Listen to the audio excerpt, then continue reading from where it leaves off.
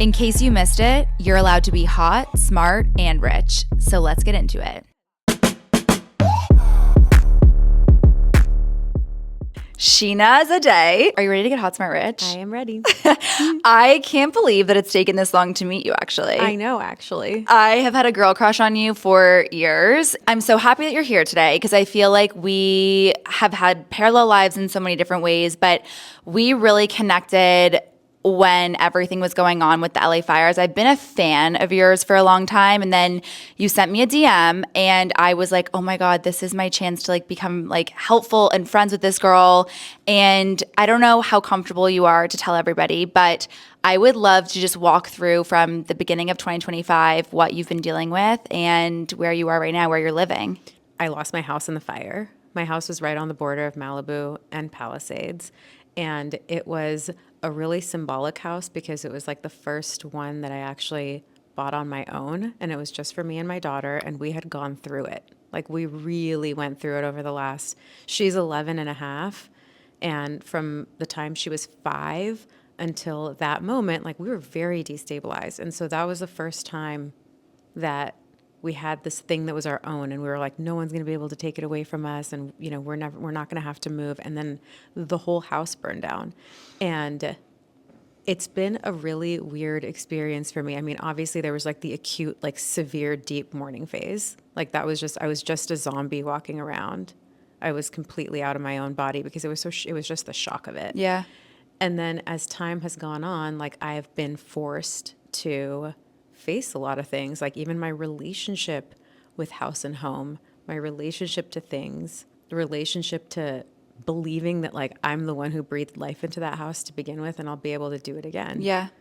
Or the moments where I feel just super overwhelmed by grief, and people always say that it's in this nonlinear process, and I've heard that, but now I know what that means.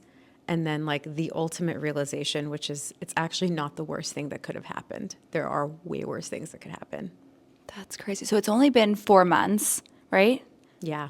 And where were you when you and your daughter found out that your house was just gone? I was in Beverly Hills. I immediately, right away when the fire started, I was already in the evacuation zone. Yeah. I raced home. My dog was there. I raced home. I was pretty much the last car to get in on PCH. It was the craziest thing I've ever seen. Yeah. And I just had a few minutes. I got him and the doggy, Carl, and we ran away, and it was so scary. Going through something like that as you're building one of the biggest brands that exists, I would say, in today's pop culture beauty world. I mean, your brand has been around for 10 years now, correct? Or 11? We will turn 10 this year. 10 this year. So in your 10th year of business, you went through one of the most traumatic things, but you said something earlier where it's you've been in a period of destabilization over the last, since you started the brand, or over the last 5 years, 5 to 6 years. Because building a business inherently is so unnerving. Your whole life is you don't expect things to happen. So having stabilization can be really important for entrepreneurs. But if you haven't had that, how do you get through that? It makes it a lot harder. Yeah. It makes it luckily I had the first 5 years so that I could establish a sense of systems, and this is the way that I do things, and I guess that feeling of I always know what to go back to. Yeah. I do know how to work. Right. That's one thing I know how to do. So that itself became the stabilizing force, I think. That became the through line of the unstable period, because that and my daughter were 2 constants for me. So you started the brand Kosas when your daughter was born, or you were still pregnant? She was 8 months old. She was 8 months old. Yeah, she was a baby. And you were like, I'm going to launch a clean, natural beauty brand that has 4 shades of lip gloss, correct? Lipstick. Lipstick. Yeah. Okay. I mean, that in and of itself, as much as you said you had that foundation, that is still what a lot of people would be so afraid to do. So you're with an 8-month-old baby and you're launching this brand. Take us from how you got through that first 5-year period. So I didn't I don't even think I said launch. I don't know if I knew that word. I don't think I said it that way. We didn't have clean. I wasn't talking about that. Okay. I was so obsessed with just making product, and to this day, that's the place where I feel something actually, where like, I don't think I get off on like building a company or a business, but I really do. I guess I do in some ways, but I really, really do when it comes to making things. Okay. Like, that's like what moves me. Okay. And that's where I came from. I was like, I'm going to create this makeup. That's what I was thinking. Okay. Which I always knew I was going to do. So Okay. it was like a calling. It wasn't a decision that I made. It was like from a very, very young age, like that was I don't know, it came into my consciousness, like this is what I'm going to do, or this Okay. is what I wish I could do so bad. This would be my dream thing to do as a kid.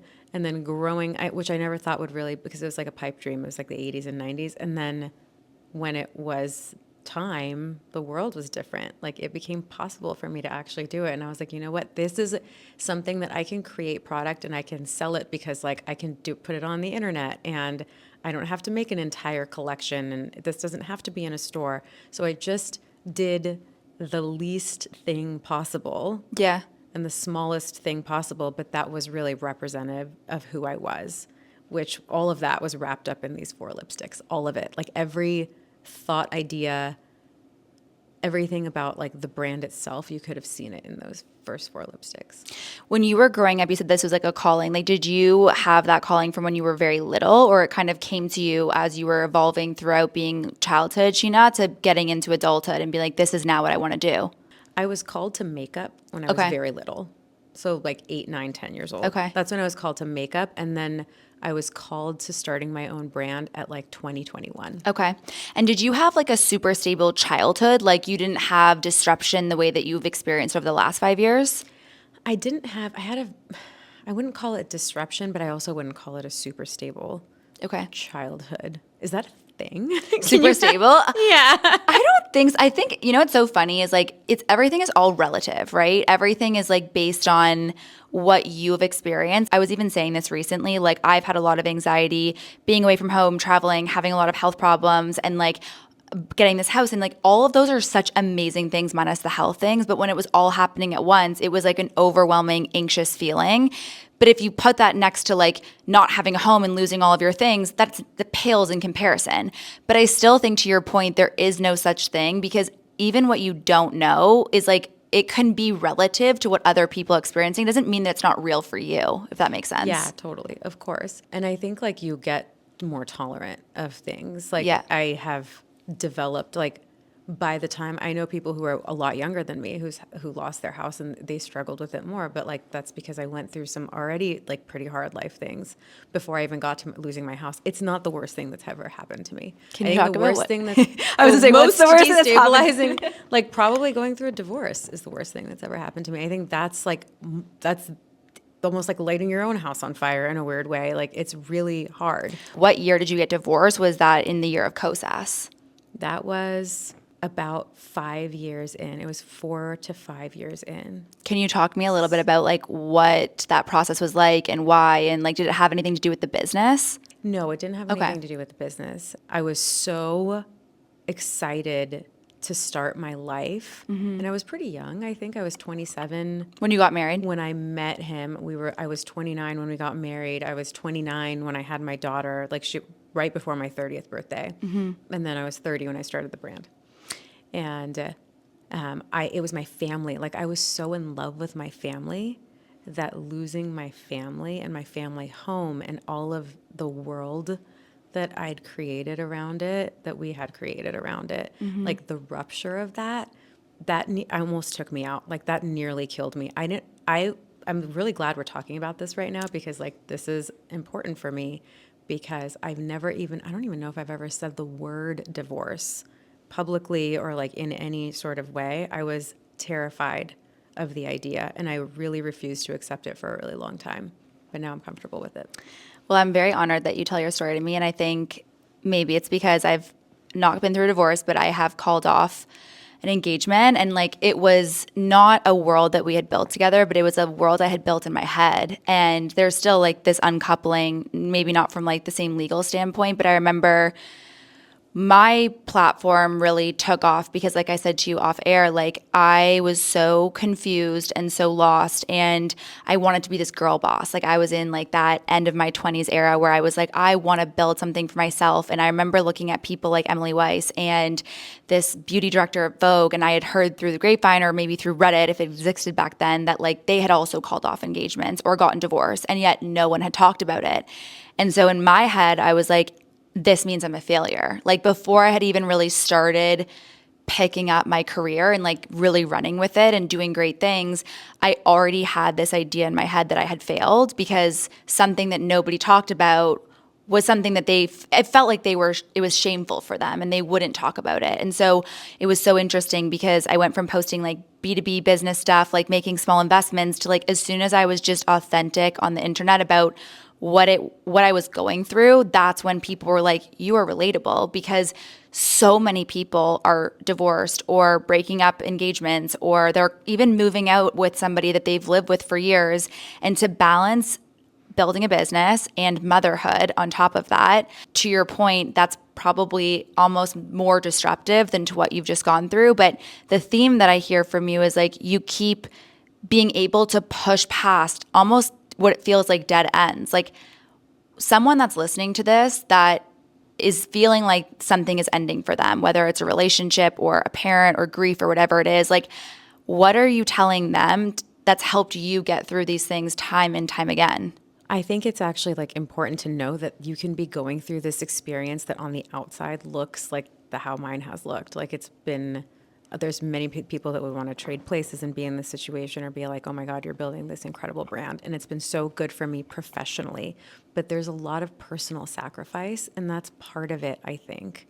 I wish I knew on a deeper level what balance really means and what it looks like. Yeah. And like, where is that going to come from? Yeah. Because balance is a give and take. And I think like when I made the decision to let the company be as big as it needs to be, that swayed the balance in a certain direction. I guess what you choose to share or what you didn't choose to share during the moments, like, do you have any regrets about not talking about what you were going through, or is it the right time to now start talking and normalizing your experience? I think I had to go through the process of really accepting it. Maybe it would have helped for me to talk about it a little bit, but I was truly not ready. And I think that shameful word that you brought up, because as a mom especially, like that was the biggest thing for me, because it was like the friends and the school and the families, and she was so young that we hadn't yet, like the families hadn't gotten divorced yet. Okay. What I didn't know was that like, don't worry, just hold on because it's Half of them coming. are coming. Yeah. Now it's a totally different Yeah. story. Now she's in middle school, so there's like tons of divorced families. I don't Yeah. feel so alone in that story, but like with a kindergartner, it was like, oh my God, like I'm the only one. I felt like I had a scarlet letter on my chest and nobody could find out about it. So there's no way I would have been able to talk about it at that time. And nor would I have known how to. I was so like busy being in the business, and I wasn't like, the thing about being able to talk openly about things is that it does take some amount of practice to be able to just like say the things that you want to say. And I didn't have that at that time. Do you practice now, like with friends and just people, like this is the first time you said that you talked about your divorce publicly? Like what has that practice look like? Is that like therapy? Is that talking just to friends? Is that just sitting with yourself? And I know you like to use your hands, like writing things out and journaling. Like where has that practice come from you? That's always been part of it. So like in private, I'm a very private person. So like one-on-one, that's how I connect with people. Therapy's always been a huge part of my story. My friends, my close friendships, they're like my childhood friends, really, like everyone in my life. But they're people those are the people who know me, the real me, like the truth, the depths of it, the whole entire essence. Because I think like what happens when you are a personal brand, like there's some adjectives that like end up coming out about you, and then but they don't capture the essence always. Like they kind of do, but it's not always for the whole world to know the entirety of your essence anyway. So it just becomes like entrepreneur, mom, like successful, brunette, like whatever you want to call, whatever you want to, however you want to describe a person. But I always talked about it in that regard. But in terms of like in the context of like Sheena, the founder, I was like so many boundaries. there wouldn't be things that I would talk about, because that to me felt like it needed to always be very polished, and divorce wouldn't be that. Although we're talking about it, it's a very normal topic. Did you have an office for Kosas like 5 years ago when you were going through that? The office was at my house. Okay. Okay. And how many employees did you have at that time? I had maybe like 15 Okay. at that time. Because that's not a small amount of people. No, the people knew, like, that's not, there's an intimacy with the people you work with, obviously. Yeah. Like those people see what's going on like every single day. Those people were also there for me during the fire. Like, Wow. incredibly.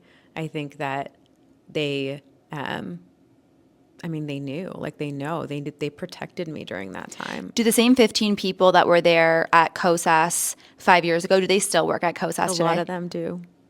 So they're your family. Yeah, I mean, in a lot of ways, yes. But that's also They're my hard. collaborators. Well, I love that. You're such a good boss. I can tell already. Just that word collaborators. I actually listen very quickly to when people say they work for me or they work with me. If they're the boss, I'm always like, you have people that work with you. They don't work for you. Yeah. It's everyone's free will. We're like all making something together. Yeah. We're kind of like working on this project together. That's how I see it.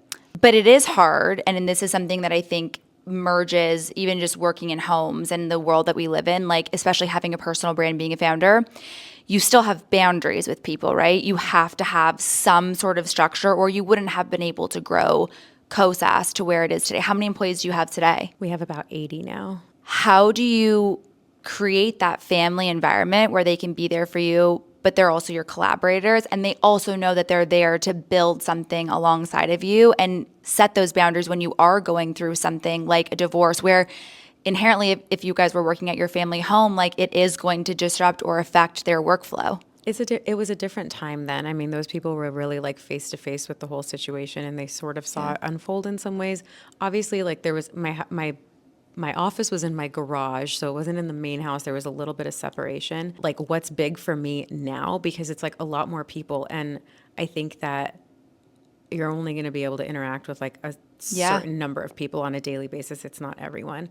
So I'm just a lot more clear about communicating about it. Like, what are the values of the company? And then we act it, you know? Yeah. Like, I probably have like too many high values that disrupt the flow of the business sometimes, but like, it's important to me. Okay. I care about certain things.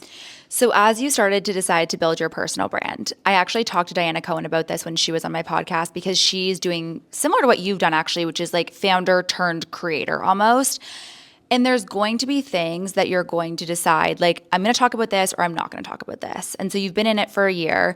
Why did you decide to build a personal brand with a beauty brand as big as you had already built? You know, actually, like, it's such a good question because I've always had to still show up in front of the brand as the founder from the beginning. And it was like very one-off and very piecemeal. It would be like, do this podcast, you know, and that could be one quarter. And then it would be like, show up and like host this entire event and like, you know, speak another quarter. Yeah. Do these videos and do this content for whatever like launch or reason. Or so I was already doing a lot of that from the beginning, but just enough to make it really painful for myself. You hated it. I wasn't practiced. I don't like doing things that I'm not good at. Okay. And When's your birthday? November 12th. I'm a Scorpio. Oh, you're a Scorpio. Okay, Yeah. makes sense. And a Capricorn rising. Okay. So I don't like doing things that I'm not good at. And I understand craft and craft building and like what that art form and like the performance art and all of that is. And I know that you cannot be good at a craft unless you're doing it constantly. So like I had something to say and I had something to share, which was very much visual. Okay. It was about my beauty routine and my look. Like that's what I was like, I actually want to tell this story and I want to do this. I feel called to do it. Like, let me do it. And what's happened since then, what I've seen unfold for myself is I've made my own life so much easier because I am ready to go basically at any time because I have some level of understanding of how to do, like this skill has built now. Yeah. So like it makes it easier actually not only for me, but on my entire team too. When I need to show up somewhere and like I just came back from Europe and like hosting that week of launch activities, like that would have took me out before. I would not have been able to survive that. I would have been freaking out, nervous, panicking, the entire time. And this time I didn't feel like that at all. I was like, yay, great. I can't wait. Can't wait to get on stage. Lights, camera, action. Let's go. So would you say that you're an introvert? I have very introverted, I'm shy. Okay. Like I'm really But shy. so when we go for a drink in like a year and we've hung out a few times, like, are you going to come in like guns blazing, like Sheena's here, or your energy is always very soft and like your shyness goes away after time? I don't know. How is it right now? It's like my energy is always a little bit like low grade. Okay. I would say. Which, by the way, I love. And we need to talk about this because I think we glamorize, one, youthful founders a lot. Two, very charismatic personalities. I have a really big personality, and that is very authentic to myself. Like, even the girls that were here before, they said like, oh my God, you're a little bit shorter than I thought because you're such a big personality. And that's authentic to me. But I think the best thing when I meet somebody is when they are the exact same person online than they are in person. And I would say you are exactly who you are online that you are in person. I am so like, honestly, that was the thing. That was like the thing that clicked for me that made it possible for me to do it. And I was like, why am I always struggling? Because oftentimes when you go into a room and you're like filming something, the directive is like more energy. And I would be like, okay, like it's so inauthentic to me to be like big and enthusiastic. Like that's just not really how I am. I'm like intense and quiet, I think, kind of. And so when I started making content where it was like really low energy, and it just was because I was working with one person who gave me the permission. She was like, just talk how you are. And I was like, really? Like, you're not going to say more energy? That's crazy. And then I didn't. And then I feel really good.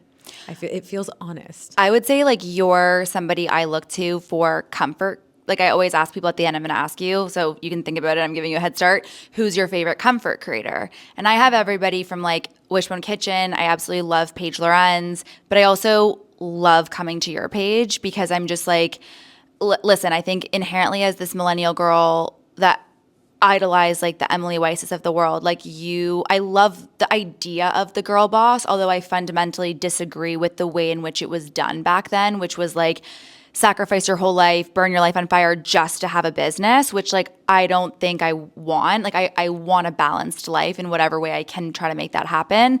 But I love coming to your page because to your point and doing all this research for the podcast and finding out so much about you, it's like you really from a young age prioritize beauty rituals and like just like the way that you were talking about your and your mom's relationship in that article that I was talking about with Bazaar Arabia. And that's still the types of content that you're creating today. So for a founder that's listening, that's like, okay, I'm like Sheena. I'm quiet. I'm intense. I maybe don't want to give more energy to the camera. What advice do you have for them to start even thinking through how they can build their personal brand depending on what they enjoy doing? I think it depends on if they enjoy doing it. Like I deeply enjoy doing my makeup. I love, like that's one thing that a lot of people don't know about me as a founder because it's actually not always true about a lot of founders. Like I'm pretty good at doing makeup and I can do other people's makeup really well too. I'm like, do you want me to do your makeup? I like doing makeup. Okay. I like doing my own makeup. That's like how I experiment with things. So that was very easy. And I like to get dressed. I love clothes. Like I really enjoy those topics. Yeah. I like putting the whole thing together. It feels like a little bit of a persona. It feels like it's part of my life's work is actually reconciling like the outer and the inner experience and being able to tell that story. So that's really real for me right now, especially. And I think it's an age thing too, because the thing that you mentioned about the girl boss situation, like I used to be that, but that was in my 20s and early 30s. And I do think that there's like a theme to the decades sometimes. And like those decades are about building because like that's when you're like having this upward trajectory. And like, I get that. I get why you would want to embody that girl boss energy.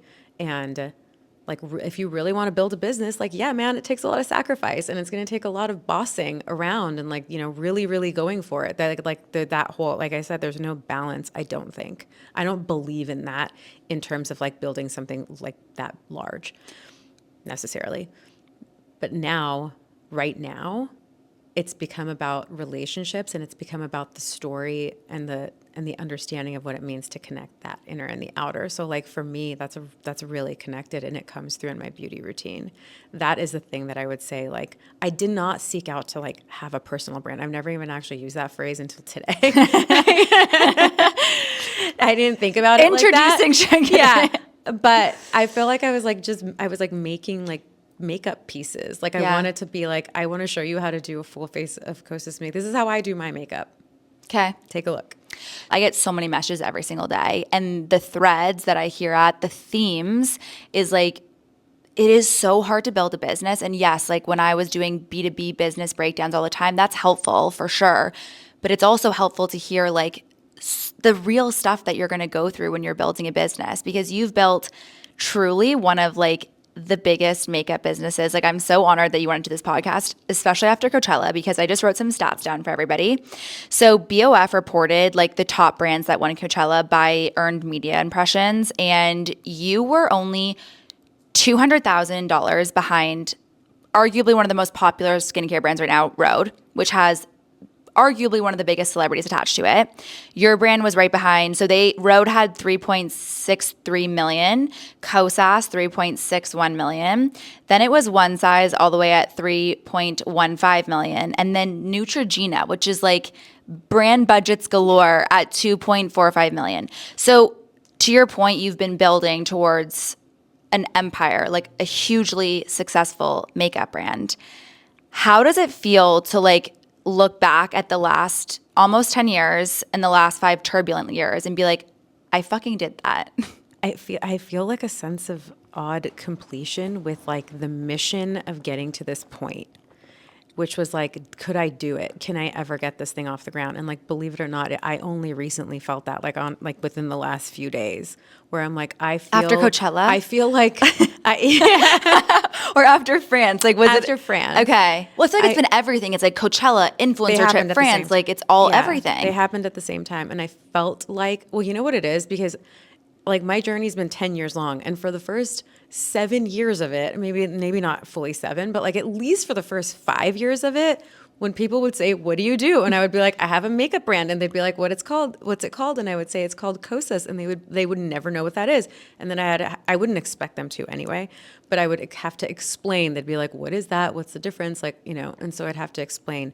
And the biggest change that's happened now is that people just know, and I cannot believe that. So that in and of itself, that like people in the world, like all the people seem to know what this brand is just unbelievable to me. That feels to me like a massive part of the mission being accomplished. When you said 5 years ago, there was like people didn't know what it was, now they do. Was there like, is that the moment that your concealer went viral, or was there like some moment that changed, or it was more gradual where you were like, okay, now it's just, I'm hearing it more? It was like a lot of things like that like caused these like this pretty steady growth, which like eventually reached a size, which was an inflection point. Okay. And when that happened, I think like it just kind of tipped over into like just broader awareness of the brand, I guess, like people just knowing about it.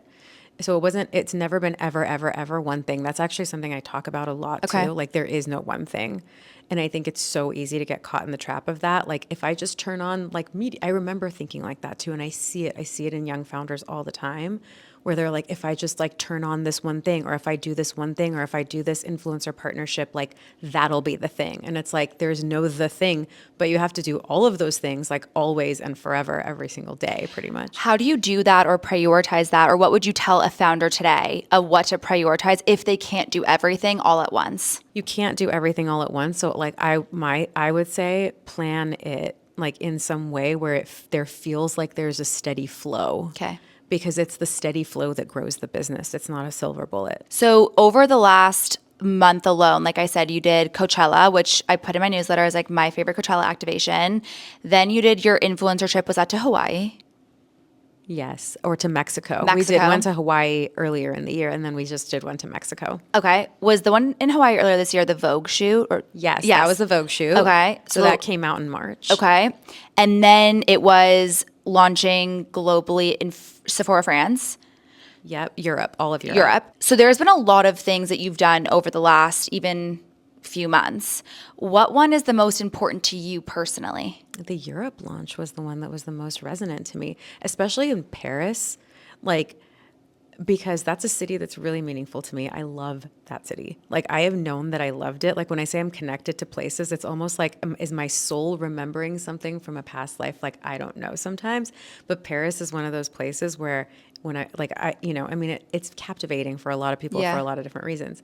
But I loved it so much. I loved everything about it. And I went to school there when I was an undergrad. Like, I did my study abroad there before cell phones even existed. And it was an incredible time. It really was, but it was so different because I was such a starving artist, living in this beautiful city, and I had a very different experience of it then.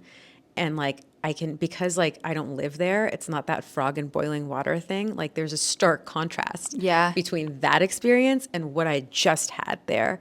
And it feels very full circle. What are the other levers you feel like you have pulled that have done an amazing job for growth for Kosas? I think that our retail partnership has been probably a big one. It's where you buy the product really matters because it tells you a lot about the thing that you're shopping for. And I think about creating an experience and having a brand that's in an environment where it makes sense. This is how you shop. So you're a Sephora exclusive. Yeah. Is your daughter one of the little tweens that is obsessed with Sephora? Yes. Okay, tell me about this lore. It's real. It's actually so real. And then I'm like, is this weird or is this not weird? Because she's 11 and a half. I guess I was started playing with makeup when I was 8, 9, 10. In that, that's when makeup is so attractive.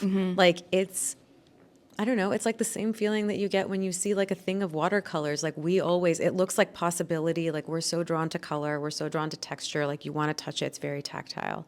It smells. It picks up on all the senses in such a way. And then it's so representative and symbolic. And it's so fun and playful to actually do your makeup. So I'm not surprised that young people are of course gravitating towards it. What I found awesome, I have to say, is when the first time, the first moment when this was being introduced to me by her, I was like, am I comfortable with this? And then she came out having done her makeup and it looked really good. And I was like, oh, okay. Natural. It's very natural, very understated, very pretty and not much. It was barely anything. It was almost invisible actually. So I was like, okay, she has restraint. I like that. Do you think you have restraint? Yes. Okay. I have a lot of restraint. Can I tell you why I said that? Why? So we both have a bunch of hand tattoos. You have more than I do. And I remember growing up, my parents are definitely not into tattoos. And I remember my parents being like, you'll never get a job if you have hand tattoos. And I think that this only really became more normalized a few years ago, if it even is normalized now. Do you ever go into meetings and people are looking at your hands all the time? Yeah, people like it. Okay, here's the thing. Yeah. So it's so funny you say that. I'm obsessed with them. Because it's symbolic for me. Okay, tell me about this. This was the moment. I got these when I was 37. Okay. So all 4 years ago. This hand, almost all of it, not this word right here. But I got this hand was one piece. And I remember when I was because I had that same thing that you had, where your parents were you're never going to get a job if you have all these tattoos they can't be visible. And then I was like, I have a job. And it's a big job. I can get any tattoos I want. Was this something that you did when you got divorced? My hands? Yeah. It was a couple years after. Okay. And have you ever bought your something post a breakup to be I'm on my own now? Yes. Many things. Can you tell me a whole entire house. Okay. Okay. Jewelry. I bought this after a breakup. Okay. Where is it from? It's from Tiffany. It's so funny because a reporter actually just came inbound at Refinery 29 and they were asking me about my engagement breakup story, which is why I'm it's so important for us to talk about this. Is what main media is actually now trying to pick up on. And they asked me these questions and they were what did you do to celebrate your broken off engagement or whatever? And I was I literally bought myself a horse. Although I leased the horse, so I technically didn't buy it, but I moved to Calabasas and I was searching for meaning and just calmness, I think, and just a way to get out of LA. And I started riding my horse. And I always wanted to buy myself a piece of jewelry because I was that an engagement ring is so symbolic in so many reasons. So many, I guess like De Beers really did that for us, but I never bought myself a piece of jewelry. So like when you look at it, do you feel like empowered? Does it hold significance? Do your tattoos hold significance? Things like that? Yes, they hold a ton of significance. They symbolize like my freedom and my like I've always been in a relationship in some way, shape, or form, like in my life. And right now I am not. And it's the first time that I'm actually getting comfortable with that. And I kind of like it. And also like I bought myself, for example, I bought myself the other day a men's shirt because I thought it was cute. And I wear like button down shirts and I wear It's like not this shirt, it's is not it? this Okay. shirt. No, but it was another one. And it was like this plaid like overshirt thing that I would normally take from a boyfriend or like a husband. Yeah. But I bought it for myself and I was like, I am my own, like I am my own husband. I am my own boyfriend. Like that integration is happening for me right now and I love it. That thing that was like, mom, it's, what's that thing on TikTok? It's like, The rich man, the yes. share rich man thing. Yeah, I know. I'm like, okay. That's literally the life that you've built for yourself. You said something about Paris and going back specifically that was like going from where you were when you first went as like a struggling artist student to where you are now. Like, how has your relationship with money changed from that point to where you are today? I have like deeply come to the understanding and the realization that there's not real fulfillment that comes from having money after a certain amount. Like there is a certain amount that like is needed for safety, security, for the feeling that you're okay. And then above that, like that is not where I have found my personal fulfillment at all. Like really at all. I think that it's a double-edged sword in many ways because it comes with like its own price. And also, I for me, it's been the result of working a lot. So I've spent like a lot of my time, like I've sacrificed a lot of my effort and energy and relationships with not just romantic relationships, but with people too. Like the times and the fun, for example, like the memories, the like just Yeah. taking trips for the sake of it, the like being able to hang out with someone and not be like, I will see you in like September of 2027, you know?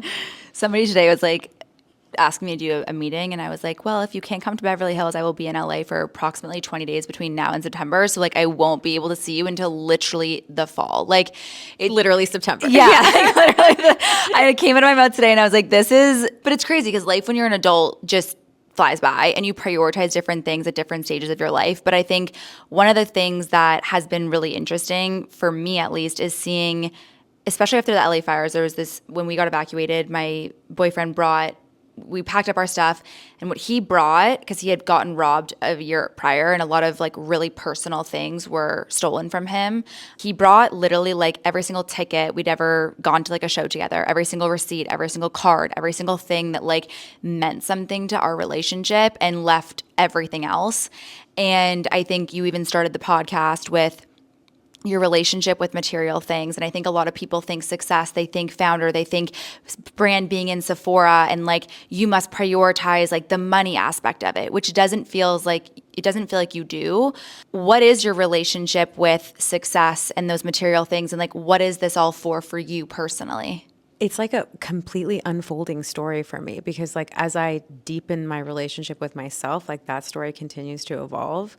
But my relationship to things, like the fire did bring a lot of that up too, because when I think about it, like the things that I miss are those personal things. I wish I had been prepared to know that. I don't think I would have known that until it happened, but it's like, it's the ceramics that like the kids made me because they'll never be that age again. Like you actually cannot replace those things. Yeah. Like you have to, they're the things that happen through life. Like the clothes that I miss are the drawer of t-shirts that are random because you cannot replace those in one day. Like you can buy a billion white t-shirts in one day, but like those ones, like you have to go to the concert. You have to go to the college. You have to like go to the place. Like the life has to get lived for those things to exist. And then the things become like a map of the life that you lived. And the map went away. And that's what has been really hard because it's not the things, it's the identity, it's the like representation, it's the evidence that I was alive that went away. And then having to rebuild that like concept without having anything to bounce it off of, anything like any items to bounce it off of, has been a really new process and a really new learning for me. So it actually has made me cherish my things more. That I can tell you. It's made me feel like when I went to Paris, I went to a museum and I was like, I'm going to buy the book of this very moving exhibit that I just saw that like was completely life-changing as I walked through it, as they always are. Like there's nothing more life-changing than walking through a special exhibition, because you walk through that artist's whole entire life and like you get to like be them, you know, you get to feel them, not just based on what they say, because it's like always funny how someone writes someone else's story, but like you can experience it for yourself and you can feel it for yourself. And I did that. And then I was like, that's going to be my first book. I loved my books because my books were always about like the things that I loved. And that was the first replacement that I made. Wow, that is so beautiful. I think you need to write a book. Maybe. I was going to say, like, do you think about I think about it. Sheena 2.0? Like, obviously, we want Kosas to live on forever. You mentioned you want it to be 100 years old one day. But, like, do you ever think about when the brand outgrows you? Like, what do you want your next act to look like? I do think about it. I think I'm like doing it now. Okay. In some ways, I have so much more to do with Kosas because it's just now like this really fun thing, like size. I love the place that it's in right now, and it's like becoming like a little bit of a playground for me. So like I have a lot more that I want to still do in that regard. Yeah, there's more stories for me to tell. Like there's more. I think I want to like keep on making makeup videos, and I like the idea of writing a book possibly. But it depends on how much life I've lived. That's the thing. I can say from this hour interview so far, I think you've lived a lot of life that I'm going to dig in with you in over a bunch of drinks. Okay, speaking of, we need to do some rapid fire. I think you're just going to have to come on again, by the way. I'd love to. Thank you so much. For the rest of your life, you can only pick one. Coffee, matcha, cocktail. Oh, no. Coffee. Okay, what's your coffee order? I drink coffee at home every day. So either it's like a French press or an espresso or whatever it is, but I drink coffee in the morning, and that's pretty much the only quiet time I have the entire day. Wait, actually, really quickly, what is your day in the life like, a typical one? There's never really like an exactly typical one, but like I have these like few different roles. So it's like I wake up at like 5:36. I have the coffee. The coffee is the most important part of the situation. Yeah. I'll tell you today, for example, take my daughter to school, get back, like deal with things around my house that really matters to me. And then there's like depending on the work day, what that's about. Like what hat am I wearing today? Am I like in front of the brand? Am I behind the brand? Am I like on the board? Am I making those kinds of decisions? Am I operating the business? Like that's also a huge part of my life too. And then I like to wrap up the day with dinner. Dinner is also like it's the ritual. Yeah. Like I love like setting the table and sitting down and like having the meal at the table. And you don't do like work after dinner. It's like casual reading, just like you time. I do not work after dinner. It's not it's not good for anyone unless I have to go to an event. What is your fave Kosas product? And don't just pick the last one. Like so your last child is always your favorite one, right? No, not necessarily. I love them all. Like, I guess it's revealer concealer. Okay. This is a hard one. What is your favorite beauty brand that's not yours? Oh, that is a really hard one. It's very hard to ask founders this question. I know. Okay. I found a loophole. Okay. It is the fragrance brand Dead Cool. Oh, Karina, I love her. Okay, I love it. Yeah, I like haven't worn perfume ever. I love like the profile of the scents. I'm obsessed with. Yeah. And I can wear as much as I want and I feel fine. That's actually similar to me with my eczema. So I would wash my clothes with like normal detergent and get all these like rashes or just itchiness. Started using Dead Cool laundry detergent, like totally went away. Oh, I haven't done that. So good. Yeah. Okay. So good. Great. Hot tip. All right. I let you have some time to think about this one. Who is your favorite comfort creator? Comfort creator. I don't know that I... Oh, it's memes. Sorry. It's always memes. Like that's actually all I care about. That's the truth. What type of meme account do you follow? I follow so many. Okay. That like most of my feed is memes, and like I'll just be laughing at my phone fully. Like